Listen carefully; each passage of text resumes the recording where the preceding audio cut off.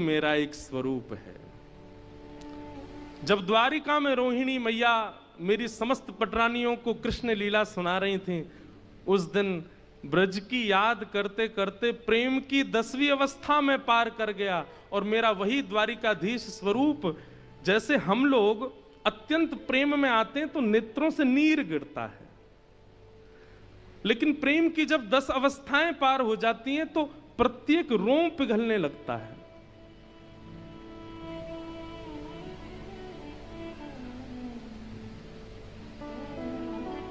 प्रेम की 10 अवस्था होती हैं।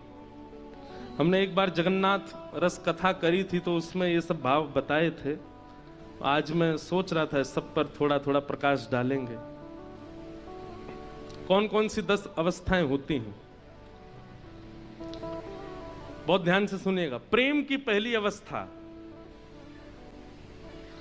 प्रतिकूलता भी अच्छी लगती है। किसी को पहली बार जब प्रेम होता है, और मेरी हाथ जोड़ के प्रार्थना जितने भी युवा बैठे हैं, आजकल के छोरा छोरी वाले प्रेम में मत जाना, उसमें इन सब बातों को मत घटाना, ये ठाकुर जी के संबंध की बातें हैं। हाँ, प्रेम की पहली अवस्था क्या है? प्रतिकूलता भी प्रिय लगती है।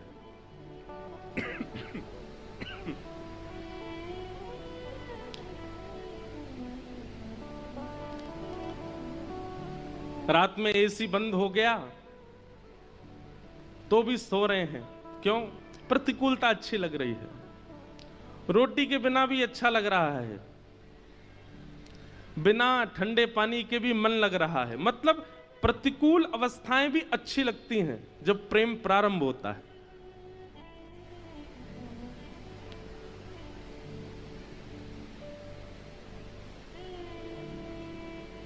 किसी का नया नया ब्याह होता है, उसको सब अच्छा ही अच्छा लगता है फिर, क्यों? प्रेम का प्रारंभ है। और कुछ समय बाद फिर नानी याद आती है। आपको ज्यादा अनुभव है, हमको तो है नहीं है। तो प्रेम का प्रारंभ जब होता है तो प्रतिकूलता अच्छी लगती है। यह प्रेम की पहली अवस्था। प्रेम की दूसरी अवस्था क्या है? प्रेम की दूसरी अवस्था में परीक्षाएं प्रारंभ होती हैं। कैसी परीक्षा? ये मुझसे प्रेम करते हैं कि नहीं, इनकी परीक्षा लेकर के देखो। ऐसे ठाकुर जी परीक्षा लेते हैं, ये इतना राधे राधे करता है, इतना राधा रमण बोलता, नहीं किसी परीक्षा लेकर के तो देखो। केवल अनुकूलता में ही मेरा नाम जपता है कि परीक्षाओं में भी मेरी स्मृति बनेगी? तो प्रेम की दूसरी अवस्था क्या होती है? परीक्षा प्रारंभ होती है। धीरे धीरे परीक्षा लेना शुरू। जिनमें परीक्षा ना हो वो प्रेम नहीं है, परीक्षा होती है। प्रेम की दूसरी अवस्था क्या है? मान, रूठना, मनाना, मुंह फुला लेना, थोड़ा समझाना। ठाकुर जी मान करते हैं। जिसने प्रेम लक्षणा भक्ति से ठाकुर जी की सेवा करी होगी, उससे ठाकुर जी रूठते भी हैं, उसे ठाकुर जी मनाते भी हैं। आहा। तो प्रेम की तीसरी अवस्था क्या है? रूठना और मनाना। प्रेम की चौथी अवस्था क्या है? विश्वास। 3 अवस्थाएं पार करने के बाद फिर आपका विश्वास दृढ़ होने लग जाता है और आप प्रेमी को स्वीकार कर लेते हो। अब स्वीकारीकरण आ गया है। अब ना संदेह है, ना संशय है, ना कुछ और भाव है, स्वीकारीकरण। प्रेम की 5वीं अवस्था क्या है? प्रेम पुष्ट हो जाता है। संयोग वियोग, ये 2 स्थितियां प्रकट हो जाती हैं फिर 5वीं अवस्था में। प्रेम की 6वीं अवस्था प्रारंभ होती है तो 6वीं अवस्था में विरह प्रारंभ होता है, फिर विरह होता है। 7वीं अवस्था में व्याकुलता। विरह और व्याकुलता में अंतर क्या है? विरह का मतलब होता है किसी की याद करना, और व्याकुलता का मतलब होता है किसी की याद में रह ही ना पाना, तड़फन होना, विचलन होना।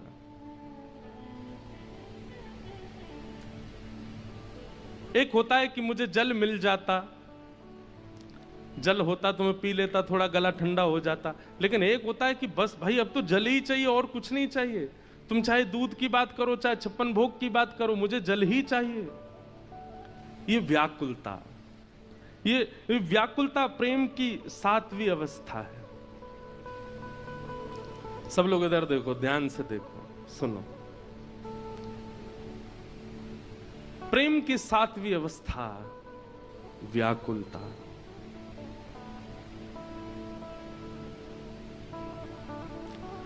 प्रेम की 8वीं अवस्था क्या है? सब में प्रेमी का दर्शन होना, किसी ना किसी भाव में अपने प्रेमी को ही देखना। जित देखूं उतित श्याममयी है। अरे जैसे मीराबाई किसी श्याम वर्ण को देखती थी तो उसके पास चली जाती और देखती रहती, और श्याम वर्ण का व्यक्ति कहता, बोले भाई हमको तो दुनिया नहीं देखती, तुम हमको क्यों देख रहे हो? बोले हम तुमको नहीं देख रहे हैं, हम ये देख रहे हैं कि ठाकुर जी तुम्हारे जैसे सांवरे होंगे। किसी बालक की नटखट अवस्था को देखती मीराबाई तो उसको देख के रोने लग जाती। क्यों? बोले कन्हैया ऐसे ही नाटक करते होंगे, ऐसे ही यशोदा मैया को परेशान करते होंगे।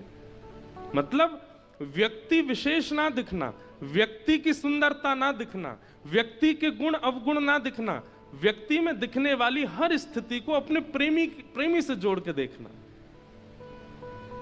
ये ऐसे हंसता है, ऐसे ही तो वो भी हंसते हैं।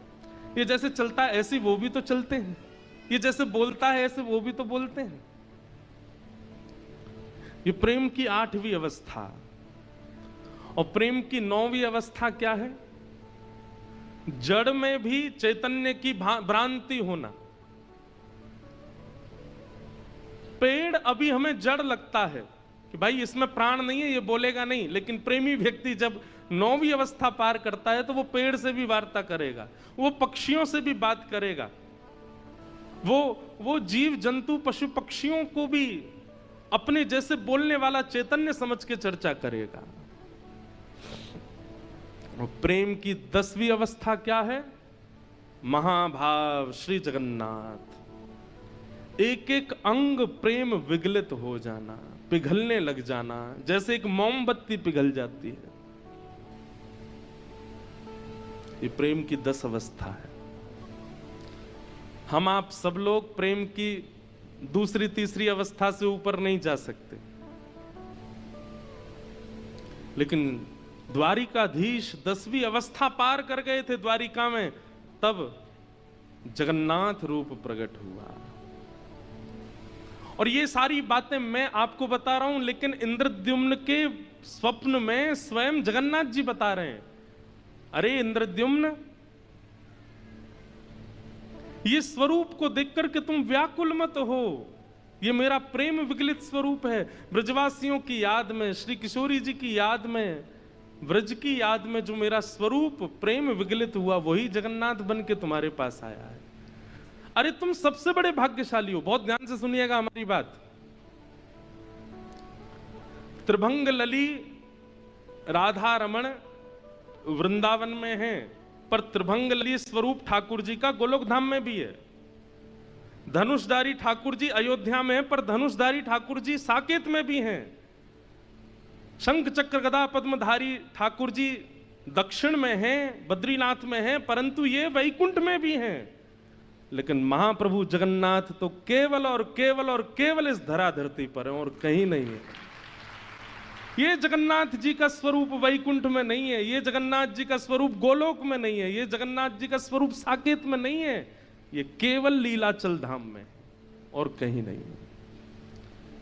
इसलिए लीलाचल धाम की इतनी महिमा है, क्योंकि देवताओं के पास भी त्रिभंग लली स्वरूप तो है, धनुषधारी स्वरूप तो है, शेषशाही स्वरूप तो है, चतुर्भुज स्वरूप तो है, पर जगन्नाथ ये तो केवल हमारे भारत में, ये वैकुंठ में भी नहीं है। और वो स्वरूप रथ यात्रा करते हैं, रथ पर आकर के निकलते हैं सभा के बीच से, और ऐसे महाराज जैसे आज सुबह मैं देख रहा था जब महाप्रभु जी उतर के आ रहे थे अपने श्री मंदिर से, तो मेरे मन में एक भावना आई, गलती हो जाए तो क्षमा। ऐसा लग रहा था महाप्रभु जी को देख के जैसे कोई हाथी मतवाला हो गया हो और हजारों महावत उसको संभाल रहे हो, फिर भी उनके चंगुल से निकल करके अपने भक्तों के पास जाने को आतुर हो रहे हो। ऐसे महाप्रभु जी लग रहे थे, जैसे कोई हाथी मतवाला हो गया हो, अब अनकंट्रोल्ड हो गए हैं।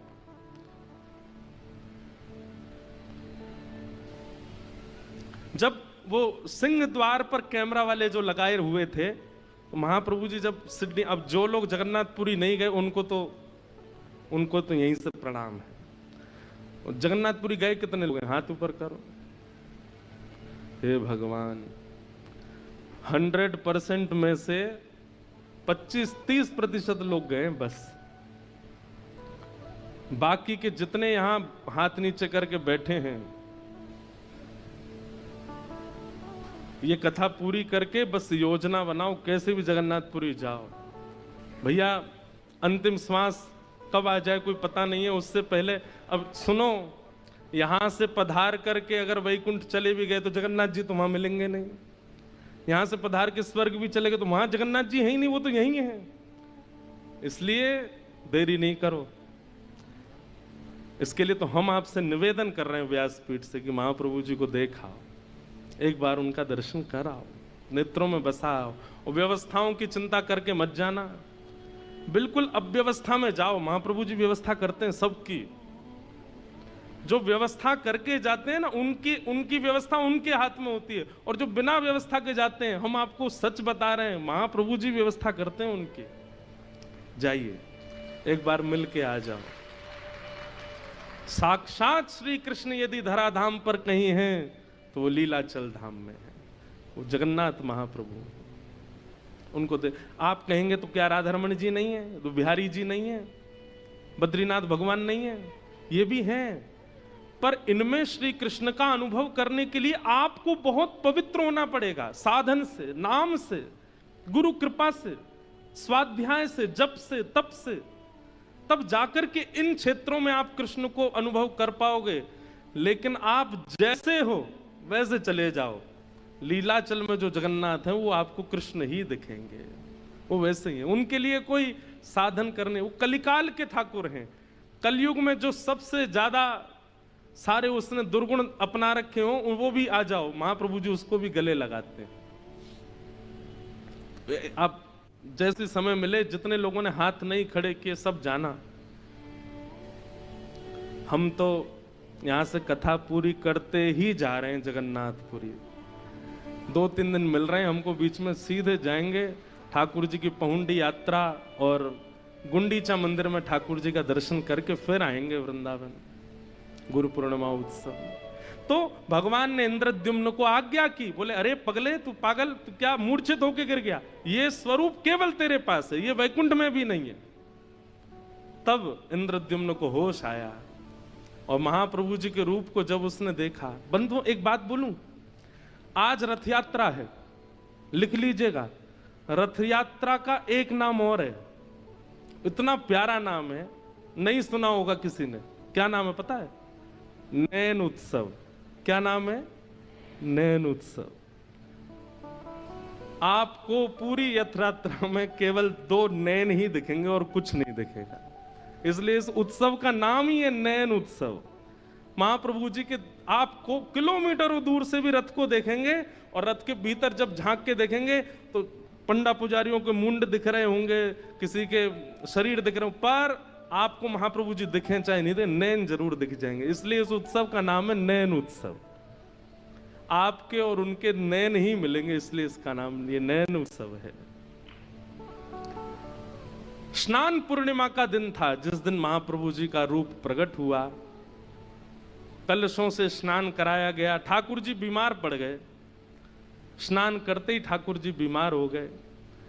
फिर उसके बाद कुछ दिन तक ठाकुर जी चिकित्सा लेते हैं, और फिर आज द्वितीया के दिन महाप्रभु जी रथ में विराजमान होके गुंडीचा जाते हैं। अब इसके पीछे लीला क्या है?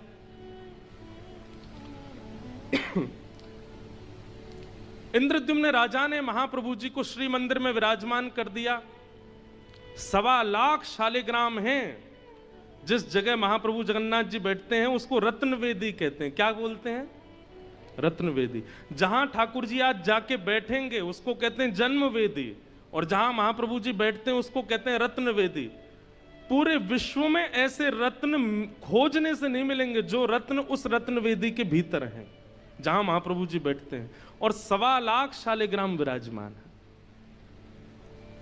साक्षात वैकुंठ ही है वो। वहां ठाकुर जी विराजमान हो गए। इंद्रद्युम्न राजा खूब सेवा करता था। एक दिन महाप्रभु जी बोले, हम तुम्हारी सेवा से बड़े प्रसन्न हैं, कुछ मांगो। तो इंद्रद्युम्न राजा ने एक वरदान मांगा कि हे नाथ, मेरा वंश आगे ना बढ़े। एक और बात, इंद्रद्युम्न राजा ने राज पदवी को त्याग पत्र दे दिया, अपनी राज पदवी भी छोड़ दी, महाप्रभु की सेवा में लग गए। बोले अब कौन है राजा? बोले लीलाचल धाम के राजा यही हैं। और एक बात कहें, बिना मुकुट के राजा। पहले ऐसे राजा हैं जो मुकुट ही नहीं पहनते। आज के दिन बस वो सीख का एक मुकुट पहनते हैं ठाकुर जी, तिल्ली मुकुट पहनते हैं, बाकी मुकुट नहीं पहनते, बिना मुकुट के राजा। इंद्रद्युम्न ने इन्हीं को राजा बना दिया और कहा कि मेरा वंश आगे ना बढ़े। तो महाप्रभु जी बोले वंश क्यों ना बढ़े? बोले क्योंकि प्रभु ऐसा देखा गया है कि संपत्तिवान खानदान में जब बालक जन्म लेते हैं ना तो आगे चल के संपत्ति का दुरुपयोग करते हैं। एक तो मैं वैसे ही राजा हूं, मेरी इतनी संपत्ति, ऊपर से आप भी आ गए तो और संपत्ति बढ़ेगी, कहीं बालक दुरुपयोग कर ना दें उसका, इसलिए मैं चाहता हूं बस मैं ही अंतिम रहूं। महाप्रभु जी बोले ठीक है। थोड़ी देर बाद गुंडीचा मैया आई। महाप्रभु जी ने उनसे भी कहा, बोले हम तुम दोनों से बहुत प्रसन्न हैं, हम राजा से तो मिल लिए, अब तुम बताओ तुमको क्या चाहिए? तो गुंडीचा मैया कहती एक पुत्र हो जाए, ऐसी कृपा कर दो। महाप्रभु जगन्नाथ जी बोले वाह, पति बोल के गया कि वंश ही आगे नहीं बढ़े और पत्नी कह रही एक पुत्र हो जाए। इंद्रद्युम्न राजा आ गए, महाप्रभु जी चिंता में बैठे हैं। बोले जय जय, कैसे आप इतने उदास क्यों हैं? बोले कि हम बड़ी दुविधा में हैं, तुमने कहा कि वंश आगे ना बढ़े और ये कह रही है एक पुत्र हो जाए। इंद्रद्युम्न तो नाराज हो गया गुंडीचा पे, तुमने महाप्रभु जी से संतान क्यों मांगी, संसार क्यों मांगा? महाप्रभु जी बोले तुम लोग बाद में लड़ना, पहले मेरी शंका का समाधान करो, मैं क्या करूं अब? ऐसे कैसे होगा? पति चाहता, पति नहीं चाहता, पत्नी चाहती है संतान, कैसे हम दे दें आपको? थोड़ी देर बाद महाप्रभु जी मुस्कुराने लगे। गुंडीचा मैया बोली जय जय, क्या आज्ञा है? बोले आज्ञा ये है कि अब आज से मैया हम ही आपके पुत्र हैं, आप हमें ही अपना बेटा मान लो, हम ही आपके पुत्र हैं। गुंडीचा मैया बोली आप तो भगवान बन के बैठे हो श्री मंदिर में, और बालक को तो गोद में खिलाने का सुख होता है, बालक को तो दूध पिलाने का सुख होता है, बालक के साथ खेलने का सुख होता है। महाप्रभु जी बोले मैया तो मैं बालक बन जाऊंगा, मैं साल भर यहीं बैठ कर के पर ब्रह्म बन के सबको दर्शन दूंगा, और ये आषाढ़ की द्वितीया जैसे ही प्रारंभ होगी मैं छोटा बालक बन जाऊंगा। देखना कैसे लुढ़कते हुए आऊंगा नीचे, ऐसे मटकते हुए आऊंगा, रथ पर बैठूंगा और आकर के धम्म से तुम्हारी गोद में बैठूंगा, खूब दूध पिलाना, खूब आनंद कराना, खूब खिचड़ी पवाना, और 9 दिन मैया तुम्हारी गोद में ही रहूंगा मैं। इसलिए आज ठाकुर जी बालक बन गए हैं, इसलिए बालकों की तरह झूम रहे हैं, बालकों की तरह आनंद कर रहे हैं।